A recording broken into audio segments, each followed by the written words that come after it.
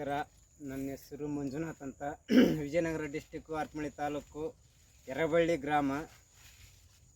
ನಾನು ರೇಷ್ಮೆ ಸಿರಿ product use ಮಾಡಿದ್ದೆ. ಈ ಥರ ಸೊಪ್ಪು ಬಂದಿದೆ. ಮೊದಲು ಕುಡಿ ರೋಗ ಬಂದಿತ್ತು.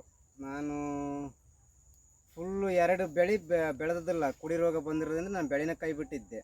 ಆವಾಗ ರೇಷ್ಮೆ ಸಿರಿ ನನಗೆ ಯೂಟ್ಯೂಬ್ನ ನೋಡಿ ಗೊತ್ತಾಗಿಂದೆ.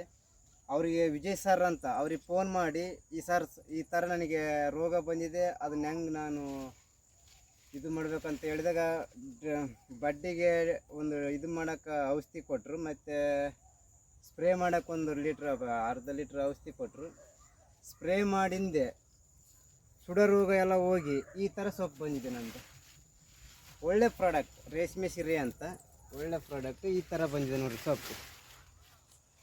ಮೊದಲು ಕುಡಿ ರೋಗ ಇತ್ತು, ಸುಡ ರೋಗ ಇರೋದ್ರಿಂದ ನಾನು 2 ಬೆಳೆ ಬೆಳೆದಿದ್ದಿಲ್ಲ.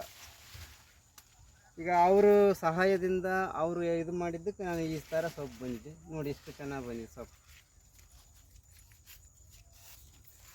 ನೋಡಿ. ತೋಟನೂ ನೋಡಿ ಎಷ್ಟು ಚೆನ್ನಾಗಿದೆ. ಸೂಪರಾಗಿ ಬಂದಿದೆ. ಎಲೆ ಅಗಲ ಮತ್ತು ಸ್ಮೂತಾಗಿದೆ ನೋಡ್ರಿ. ಕ್ವಾಂಟಿಟಿನೇ ಇದೆ, ಸೂಪರಾಗಿದೆ. ನಾನು ಈ ಥರ ಬರುತ್ತೆ ಅಂತ ಅನ್ಕೊಂಡಿದ್ದಲ್ಲ. ಅವ್ರು ಹೇಳಿದರು ಸುಡ ರೋಗ ಹೋಗಿ ಅದೇನಾದ್ರು ಹೋಗಲಿಲ್ಲ ಅಂದರೆ ದುಡ್ಡು ವಾಪಸ್ ಕೊಡ್ತಾನಪ್ಪ ಅಂತ ಹೇಳಿದ್ರು ಅವರು. ಚೆನ್ನಾಗಿ ಬಂದಿದೆ, ಸೂಪರಾಗಿ ಬಂದಿದೆ. ಅದೇ ನೋಡಿರಿ, ಈ ಥರ ಸ್ವಲ್ಪ ಬಂದಿದೆ. ನನಗೆ ಆಶ್ಚರ್ಯ ಆಗ್ತಾ ಇದೆ ಈ ಥರ ಸೊಪ್ಪು ನೋಡಿ. ಯಾಕಂದ್ರೆ ಬೆಳವಣಿಗೆನೇ ಇದ್ದಿಲ್ಲ, ಸುಡ ರೋಗ ಬಂದು ಬೆಳವಣಿಗೆನೇ ಇದ್ದಿಲ್ಲ, ಕುಂಠಿತವಾಗಿತ್ತು. 2 ಬೆಳೆ ಬೆಳೆದಲ್ಲ ನಾನು. ಅದಕ್ಕೆ ಇವರು ಯೂಟ್ಯೂಬ್ನ ನೋಡಿ ನಮ್ಮ ಫ್ರೆಂಡ್ ಒಬ್ರು ಹೇಳಿದಾಗ ಈ ಥರ ಆಗಿದೆ ನೋಡ್ರಿ. ಸೊಪ್ಪು ಮಾತ್ರ ಸೂಪರಾಗಿ ಬಂದು ನನಗೆ ಆಶ್ಚರ್ಯ ಅಂದ್ರೆ ಆಶ್ಚರ್ಯ ಆಗುತ್ತೆ ಈ ಥರ ಸೊಪ್ಪು ಬಂದಿರೋದು ನೋಡಿ. ನೋಡಿ, ರೇಷ್ಮೆ ಸಿರಿಗೆ ನಾನು ಟ್ಯಾಂಕ್ಸ್ ಹೇಳೋಕ್ಕೆ ಇಷ್ಟಪಡ್ತೀನಿ. ಸೂಪರಾಗಿ ಬಂದಿದೆ, ನನಗೆ ತುಂಬ ಖುಷಿಯಾಗಿದೆ.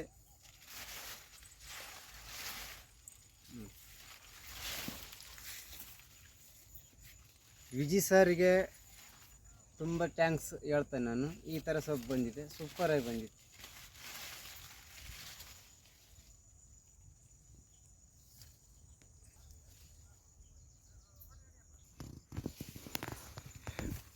ನೋಡಿ, ಈ ಥರ ಬಂದಿದೆ.